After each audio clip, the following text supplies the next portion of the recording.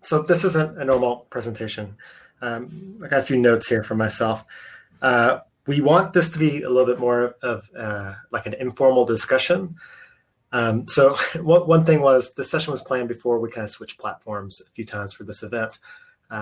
So if you want to talk, like Pep just said, we have to actually enable that for you. So I want to have a discussion here. So if you're interested in talking about the roadmap to version 1 and some of the items on that, and we're going to discuss maybe what we prioritize and what's important to you, then definitely go ahead and be proactive and ask in the chat to be enabled now. What I'll do is I'll do an overview of the document. So we already had a meeting previously back in, I think it was mid-2020, where we kind of created an initial list of things that we wanted for KubeVirt version 1. So before we would call ourselves version 1 offering. I can do a recap of what we've done since that meeting and the items on that list and kind of where we are. And then I want to kick it off to a more general discussion, if that works for everyone. We'll see how this goes. This is kind of an experiment. So go ahead and ask to be enabled if this is something you're interested in participating in. I'll go ahead and share my screen and we will look at the document.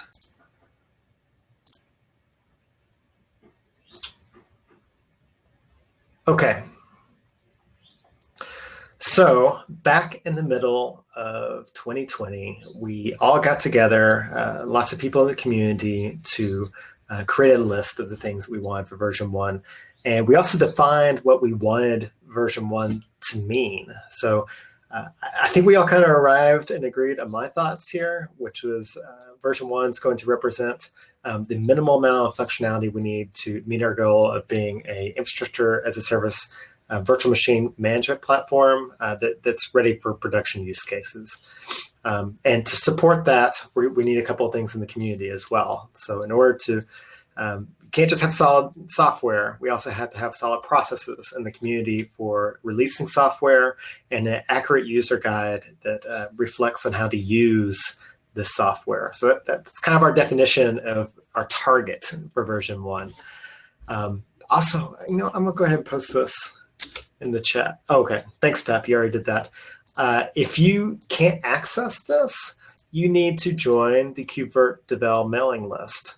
And I don't have a link for that right off the top of my head, but if somebody can post that to the chat, that would be useful as well. If somebody has comments or anything like that. I'm not even sure if you can view the document until you have joined that group. All right, so looking at the list, I'm going to go through the items that we identified as wanting to have in version 1 and talk about a little bit of what we've done. So the first one here is we wanted to GA our Kubernetes or KubeVirt APIs. So these are the virtual machine APIs and virtual machine instance APIs, basically our fundamental core set of APIs. We wanted to call them version 1. That doesn't mean that KubeVirt is actually taking the leap to be version 1. We're saying that the APIs themselves, we think they're stable. We think that we're going to support them for a long time, and we're going to call them version 1. And we did that. So since that meeting, that's been done. I believe it made it into the 0.37 release, which was last month. So we can mark that one off. Non-root VMI pods, meaning we want to have the VMI pod, the one that's hosting that virtual machine guest, not use user 0. This is a big one. We've seen some movement on reducing capabilities out of the VMI pod, which we had a great presentation earlier today. But as far as actually still using root as user 0 for the entry points to that pod, we're still there. And there's a lot of work still. And we haven't made a terrible amount of progress on that quite yet. There's still a lot to be done. So that's one that we haven't seen a whole lot of movement on yet.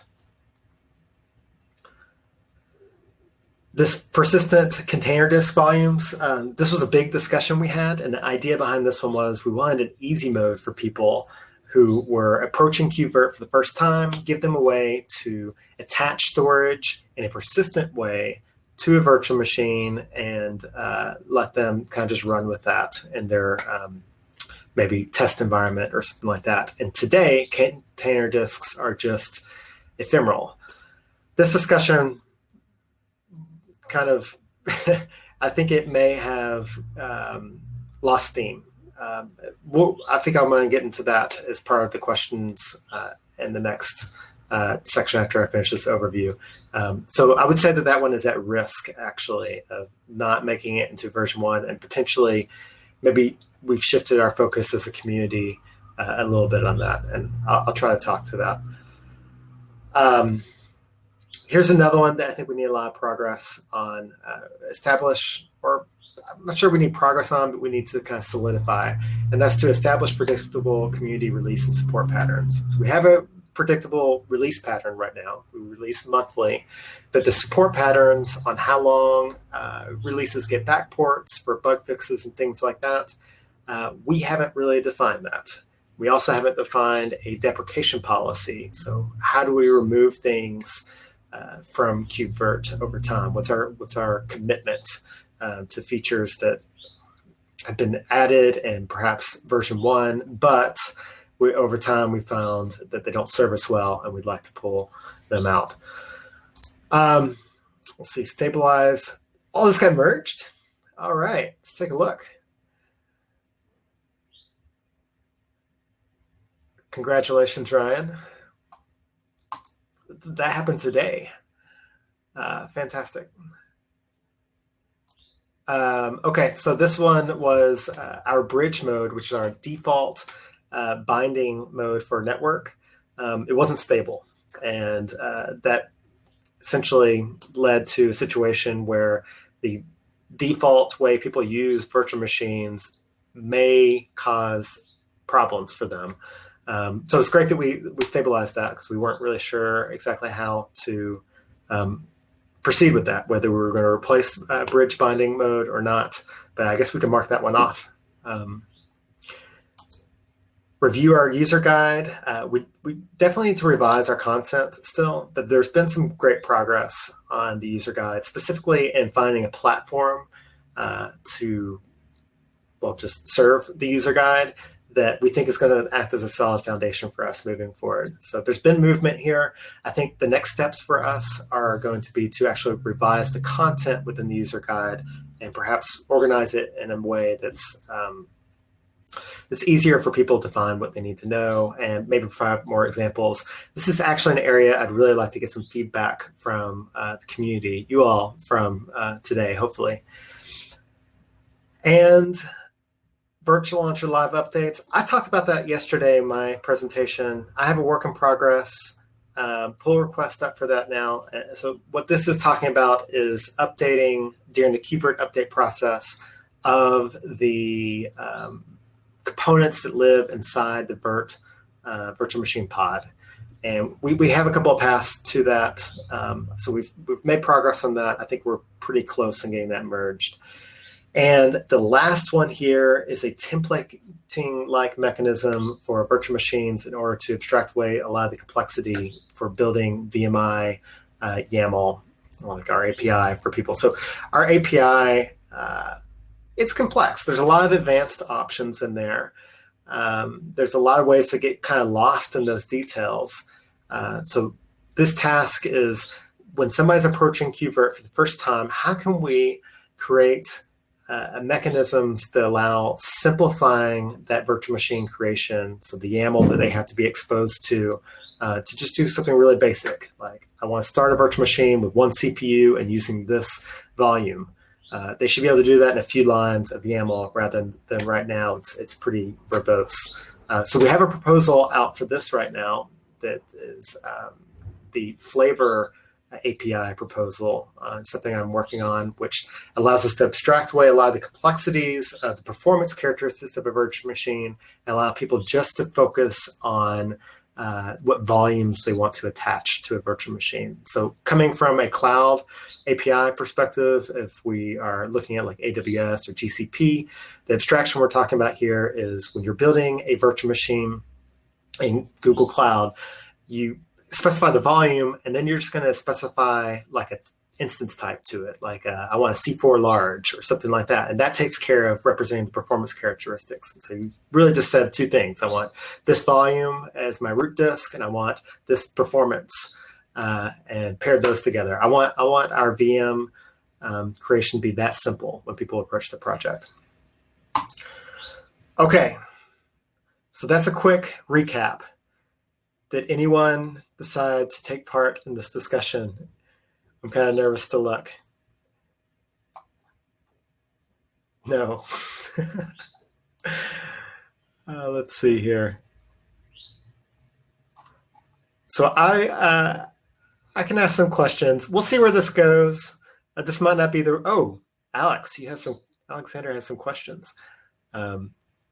Shoot, Alex, let's hear it. Yeah, I think maybe Alex, if you can ask them live, I think it would be quicker. Yes. Let's ask them live, since I'm on the storage team, so I'm mainly interested in CDI related items. And one big thing for us is right now KubeVirt is dependent on the V1 Alpha 1 version of CDI, and we have to more or less maintain that. To make sure that KubeVirt gets everything that we're adding.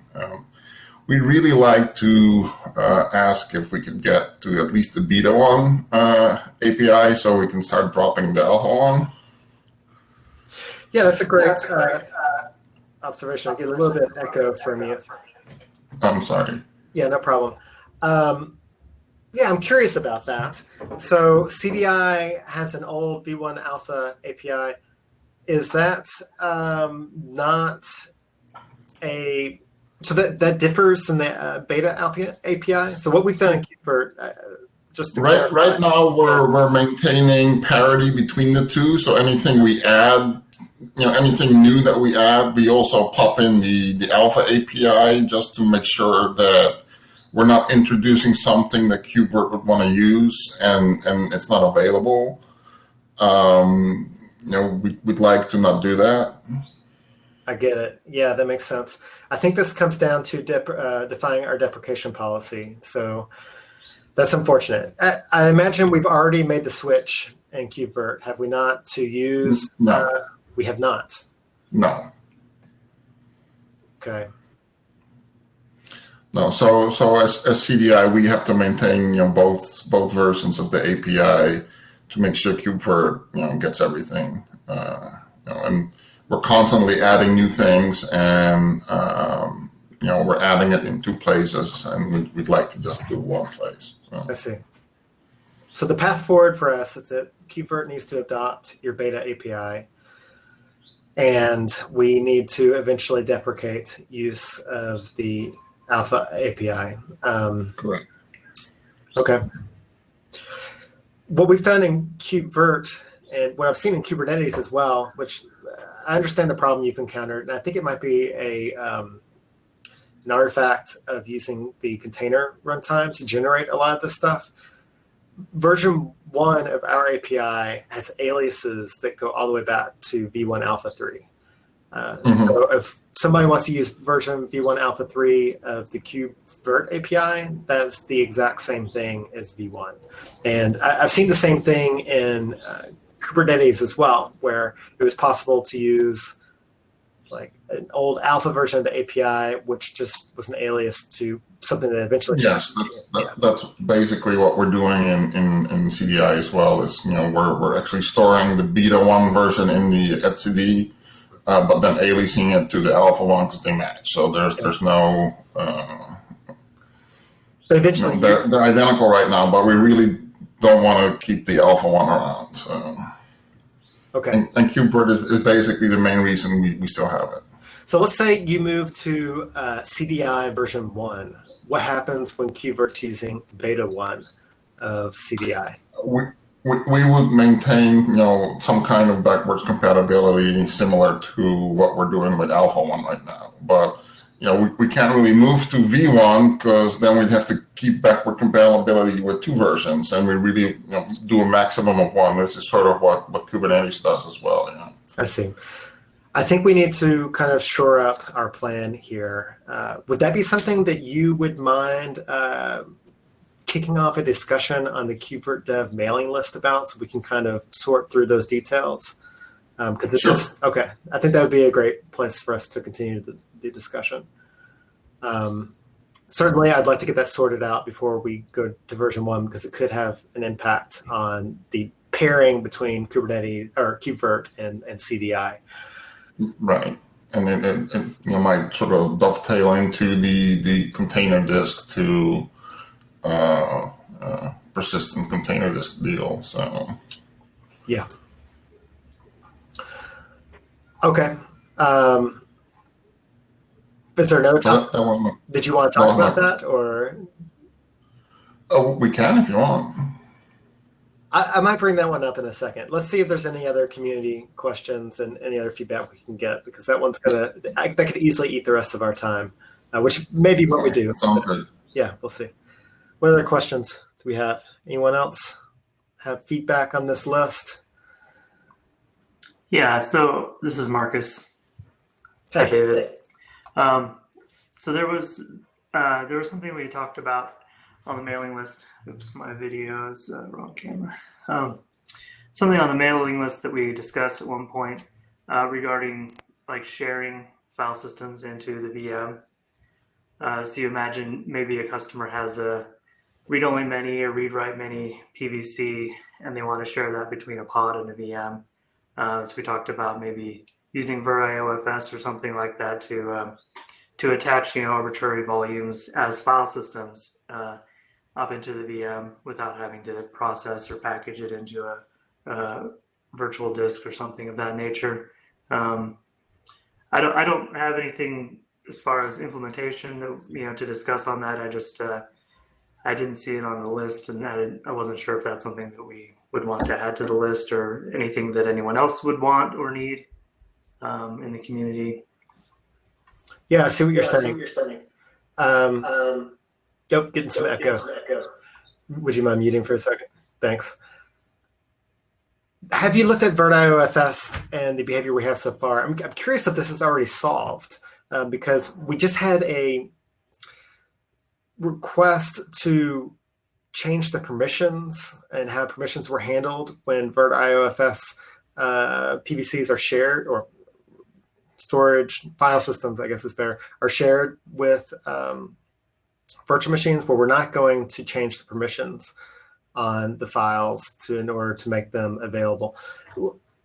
I guess I've never tried a read-write many PVC with VirtIOFS, where some of the contents are shared with the virtual machine and some contents are simultaneously shared with a pod. What do you encounter when that happens? Have you tried that? Does it not work? I haven't tried that. I assume that it's just a subdirectory and it works similar to like what you get with 9p. But I see the Vladik mentioned in the comments here that it's being worked on. So that's good news. I just wanted to chime in. I'm going to talk a bit about VirtIOFS in my next presentation. We use it extensively between both VMs, and after some bug fixes, it works really well. We get perfect coherency and really, really good performance. We push tens of thousands of IOPS over it. Okay, I'll wait for that then. Thanks.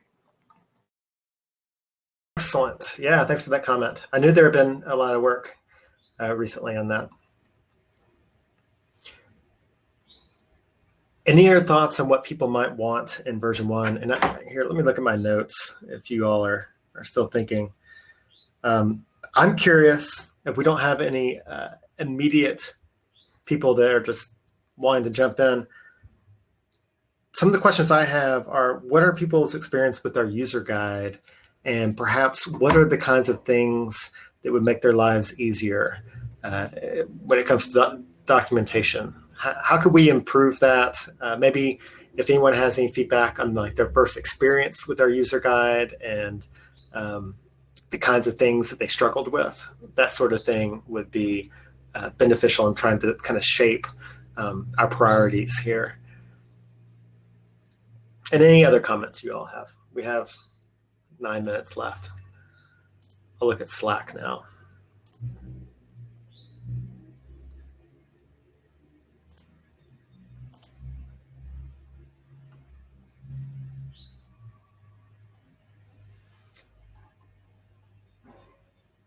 All right. Feel free to interrupt me. I'll just keep filling some time here and talk a little bit about this persistent container disk. Persistent container disk volumes for VM workflows. And Alexander, you might be interested in kind of going back and forth on this one with me. Sure.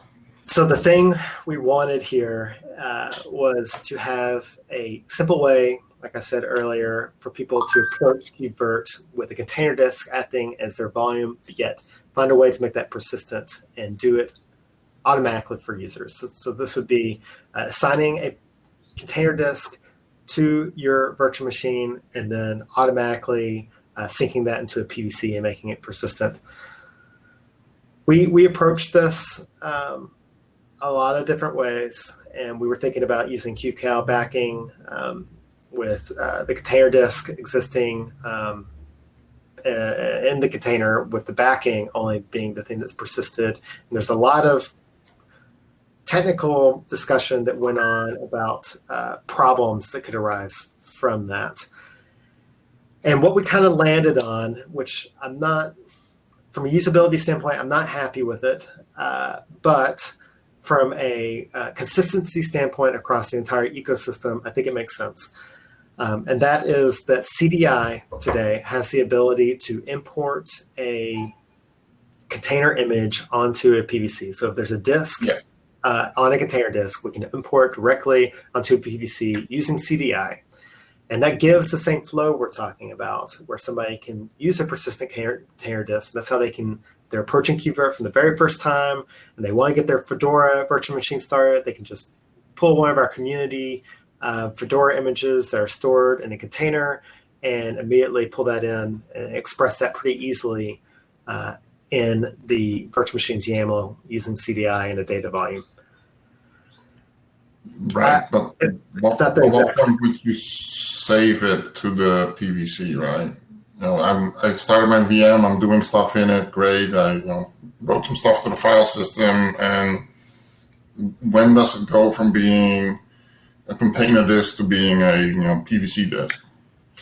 Right, so that was the thing that was inconsistent with the approach that I was trying to take, where we would do the Delta file on a PVC for a container disk. So anytime, in this case, somebody performed a write on their volume, that data would be separated. It would be layered into a PVC persistently, where the read-only kind of initial file would exist in the container image. So this kind of separation for writes belong here, and the core layer belongs in a container image is inconsistent with our kind of ecosystem approach of saying a PVC, it contains the entire volume, and somebody can take this. We're starting to manage the layers and things like that, and we're really trying to leverage the Kubernetes ecosystem for things like snapshots, clones, all that stuff. So now if we're starting to do QCal layers that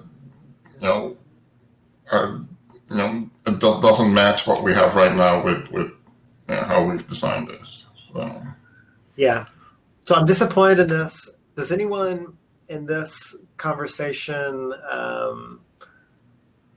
feel like we should continue this discussion of trying to persist container disk volumes outside of CDI? So this would be, I guess that's the major drawback here. I have no problem with the CDI. I'm not saying that using CDI is a drawback. I'm saying that from the first 5 minutes of approaching KubeVirt, if I have to both install KubeVirt and install CDI in order to get a persistent volume, those are more steps. But maybe that's something we have to absorb as a community. I'd love somebody to You argue still about have to define your persistent volume, right? Even if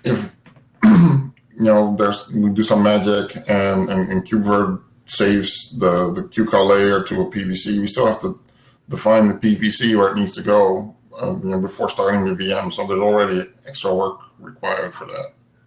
Possibly. I can't just say this container disk. I need to say this container disk and this PVC to write to. So yeah, we could introduce something like a PVC template section in the VM if we really wanted, and then assign that to the container disk as a backing for that. Sorry, I'm reading the chat at the same time. right.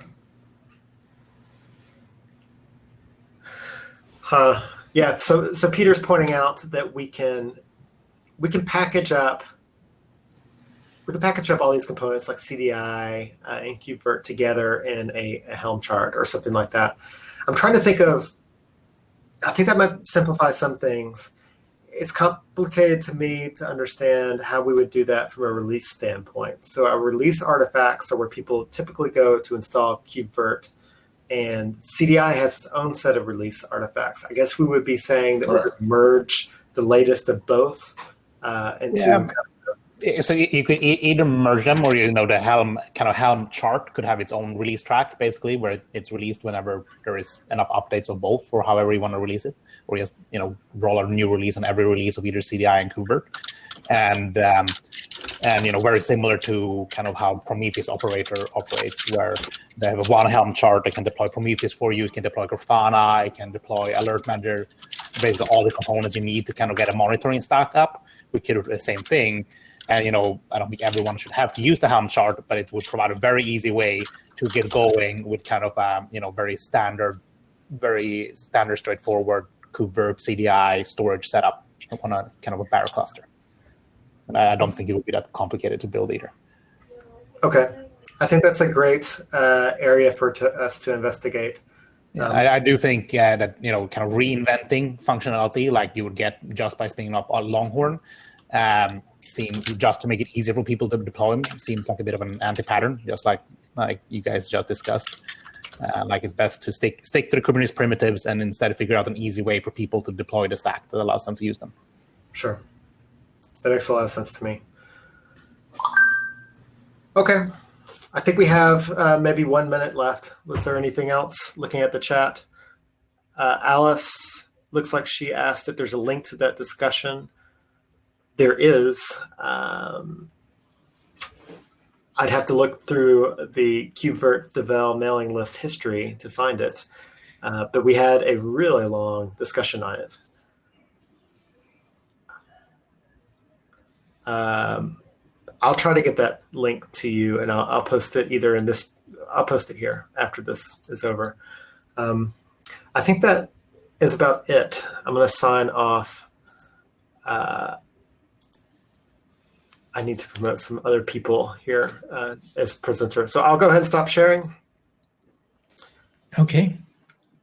Yeah, thank you very much. Yeah, we are over time. This was a great summary and a reminder of the pending discussion items.